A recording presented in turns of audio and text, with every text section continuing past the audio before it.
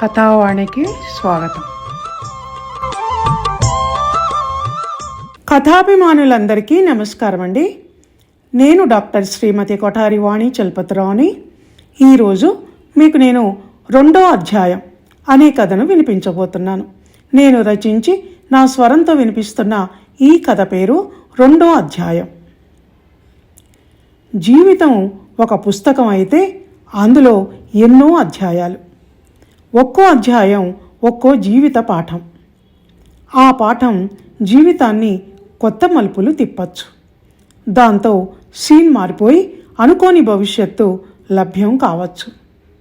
సుదీర్ఘం ఈ జీవన రేఖ.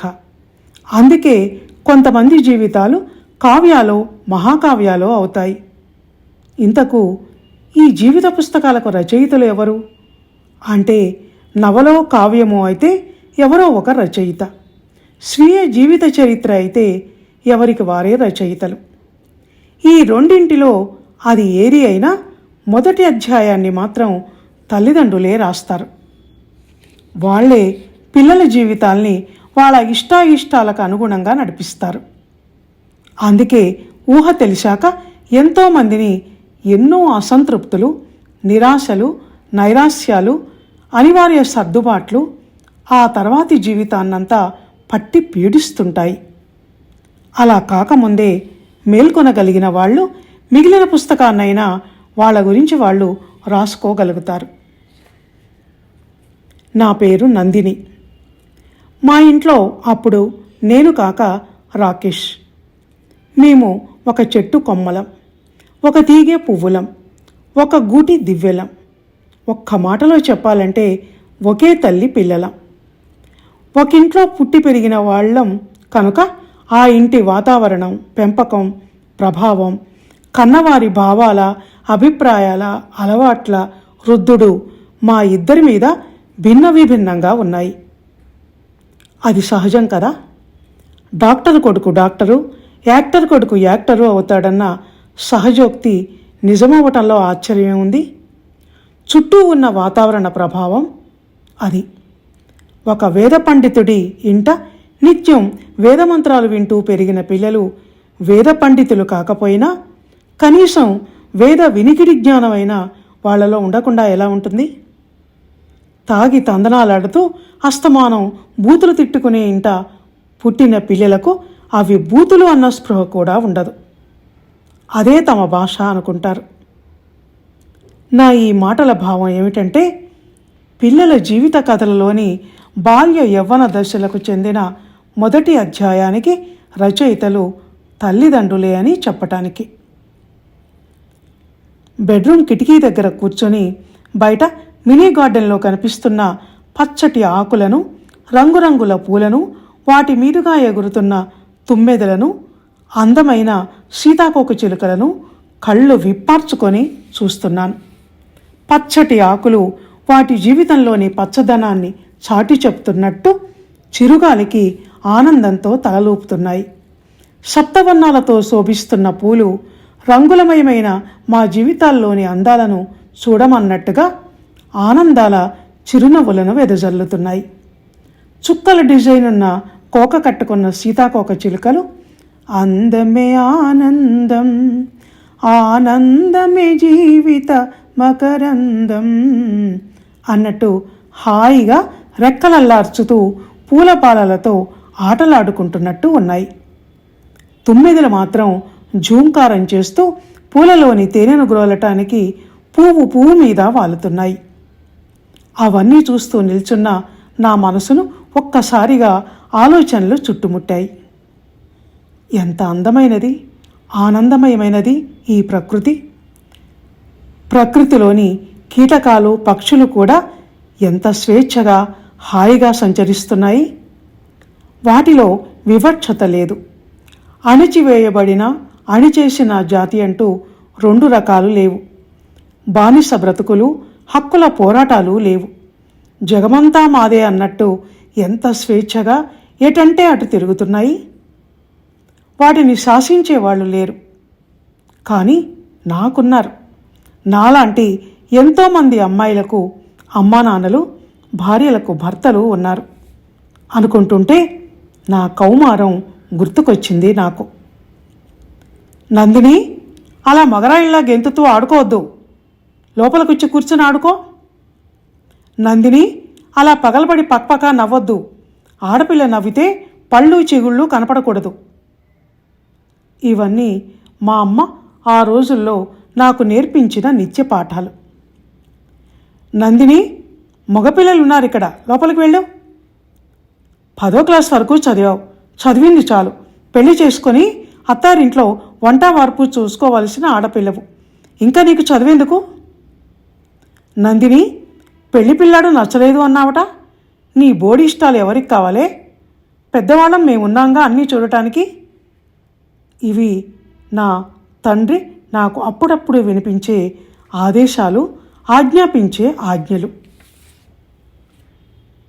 ఎప్పుడు ఆ ఇంట అవే మాటలు వినిపిస్తాయా అంటే అదేం లేదు.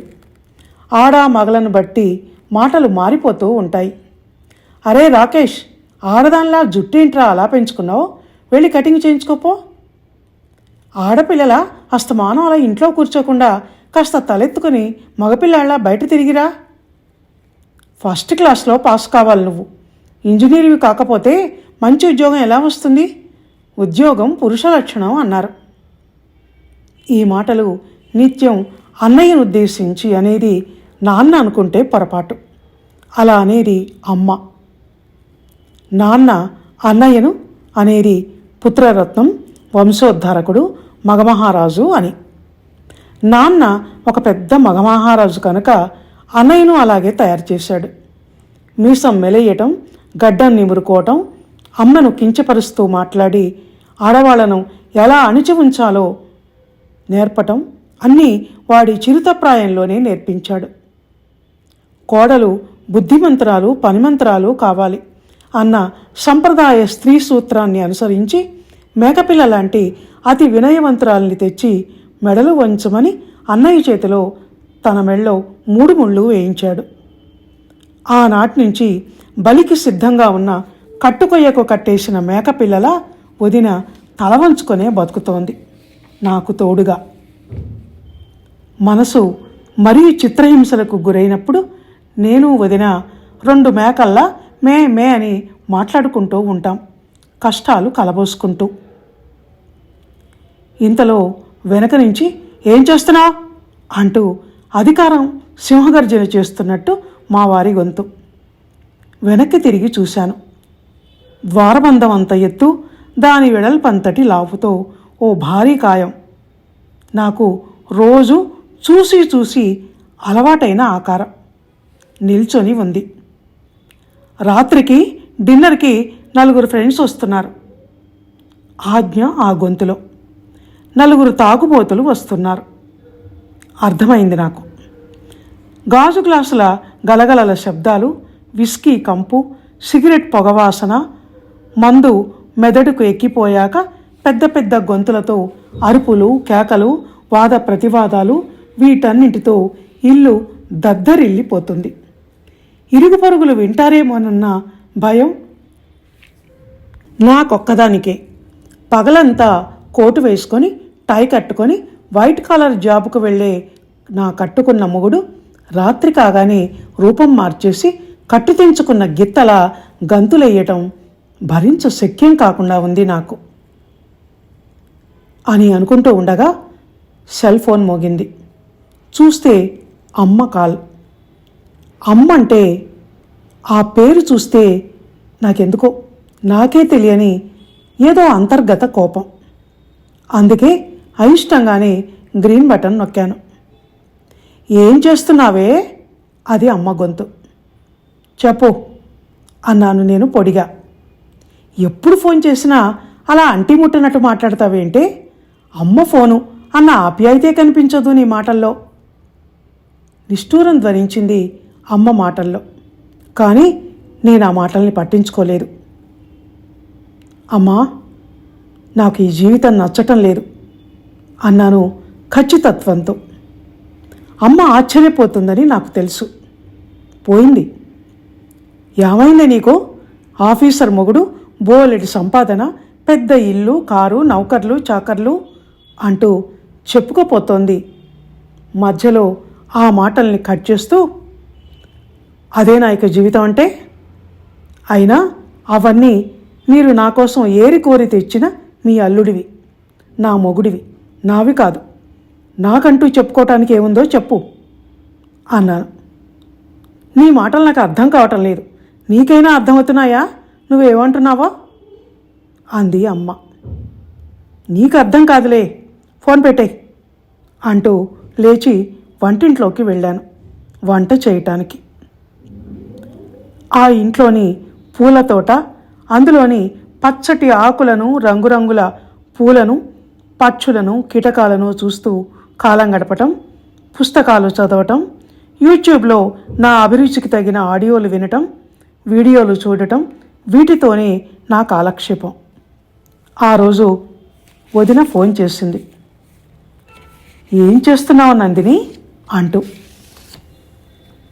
ప్రతి ఒక్కళ్ళు ఇదే ప్రశ్న, ఏం చేస్తున్నావు అంటూ. ఏముంది చేయటానికి? నేనేమన్నా పెద్ద చదువులు చదువుకున్నానా, ఉద్యోగాలు చేస్తున్నానా అన్నాను నిరాశగా. పోస్ట్ గ్రాడ్యుయేషన్ చేసి నేనేం వెలబెడుతున్నానని? మీ అన్నయ్య జాబ్ వద్దు ఏమొద్దు, ఇంట్లో కూర్చుని వంట పని ఇంటి పని చూసుకో అంటే అలాగే ఇంటికే పరిమితమైపోయాగా అంది వదిన. మా అమ్మా నాన్నల పెంపకంలో పెరిగినవాడు అలా అనక ఇంకెలా అంటాడు వదిన?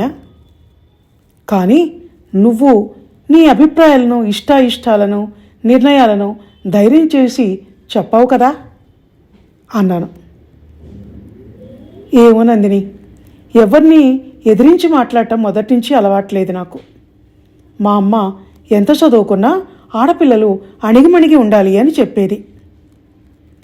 ఈ అమ్మలందరూ అలాగే చెప్తారు కానీ దాన్ని అణిగిమణిగి ఉండటం అనరు. ఒకరి అధికారం కింద పడి ఉండటం అంటారు. రెండు ఒకటి కాదా? కాదు, తేడా ఉంది. నువ్వన్నా ఆ రెండో మాటను ఎదిరించటం అనరు. నీ ఇష్టం వచ్చినట్టు, నీ అభిష్టానికి తగ్గట్టు నువ్వు జీవించటం అంటారు.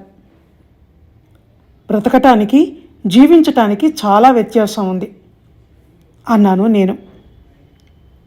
ఇన్ని పెద్ద పెద్ద మాటలు మాట్లాడతావు, కానీ నువ్వు నీ ఇష్టం వచ్చినట్టు జీవించలేకపోతున్నావు కదా అంది వదిన ఎక్కడ కొట్టాలో అక్కడ నన్ను కొడుతూ.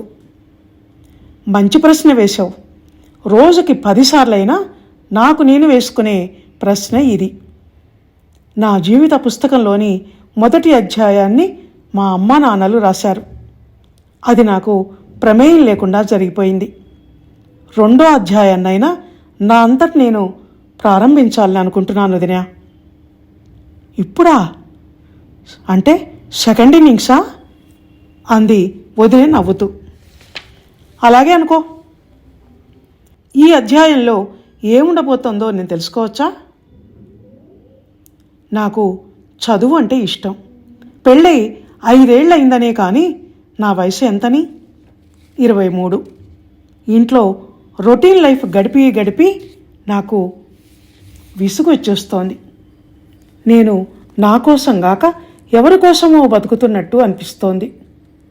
నాకంటూ ఒక సొంత జీవితం, వ్యక్తిత్వం, ప్రతిభ, లోపల దాగి ఉన్న ప్రతిభకు గుర్తింపు ఏవి అన్న ఆలోచనలు నా మెదడుని కుమ్మరి పురుగులా తినేస్తున్నాయి. టీవీ ఆన్ చేసి వార్తలు చూస్తున్నప్పుడు యూట్యూబ్లలో ప్రతిభావంతులైన మహిళలు సాధిస్తున్న విజయాలు, అద్భుతాలు వింటున్నప్పుడు సంకుచితత్వంతో నాలోకి నేను నత్తగుల్లలా ముడుచుకొని పోతుంటాను. ఒలింపిక్స్లో పతకాలు సాధించిన మహిళలు, ఆర్మీలో రొమ్ము విరుచుకొని గన్ చేతిలో పట్టుకొని కవాత్ చేసే మహిళలు, వీళ్ళందరినీ చూస్తున్నప్పుడు ఈ ప్రపంచంలో నా స్థానం ఎక్కడో అధోపాతాళంలో ఉన్నట్టు, సన్నటి బిందు రూపంలో ఎవరికీ కనిపించకుండా ఎక్కడో మరుగున పడి ఉన్నట్టు అనిపిస్తుంది. నాలోని ఈ అసంతృప్తి నన్ను రోజు కొంచెం కొంచెంగా కాల్చేస్తోంది వదినా. ఈ ప్రపంచంలో ఎంతమంది ఆడపిల్లలు నాలా ఇలా చిన్నతనంలోనే పెళ్ళిళ్ళు చేసుకొని ప్రారంభ దశలోని మొదటి అధ్యాయంతోనే ఫుల్ స్టాప్ పెట్టి భవిష్యత్ అధ్యాయాలను ఏం రాయాలో ఎలా రాయాలో తెలియక అసంపూర్తిగా వదిలేస్తున్నారో కదా అని అనిపిస్తుంది. జీవితం అంటే ఎత్తుపల్లాలు, కష్టాల మీద నడక, అడ్వెంచర్స్, అద్భుత విజయాలు ఇవేవీ లేకుండా సరళ రేఖల ఒకే దారిన ఒకే రకంగా పెళ్ళి, పిల్లలు, మళ్ళీ వాళ్ళ పిల్లలు, నడివయసు బాధ్యతలు, ముసలితనం బాధలు ఇలాగే సాగిపోవాలా? వీటికి అతీతమైన మానసిక ఆనందాన్ని, స్వయం కృషిని, సాహసాలను, విజయాలను వేటిని పొందే అవకాశం మనకు లేదా? లేనప్పుడు మనకు మనమే దాన్ని ఎందుకు సాధించకూడదు? బతుకంతా ఎవరికో భయపడుతూ, ఎవరి ఆజ్ఞలకో బద్ధులమవుతూ ఇక అంతేనా? మానసిక పరిపక్వత లేనప్పుడు అలా ఉన్నామన్నా అందులో కొంత అర్థం ఉంది.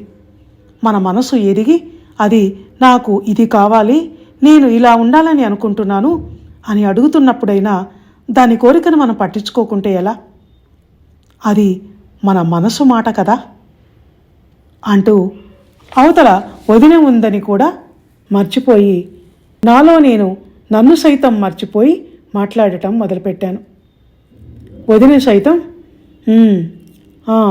అని కూడా అనకపోవటంతో ఉందా, వింటున్నదా అన్న అనుమానం వచ్చి వదినా అని పిలిచాను. చెప్పు నందిని, నీ మాటలు బాగున్నాయి. ఇన్ని రోజులు ఏదో సరదాగానో ఒట్టిగా ఏమీ తోచకో మాట్లాడుతున్నావనుకున్నా నీ మాటల్లోని ఆరాటం, ఆర్తి, తపన ఈరోజు నాకు అర్థమవుతున్నాయి.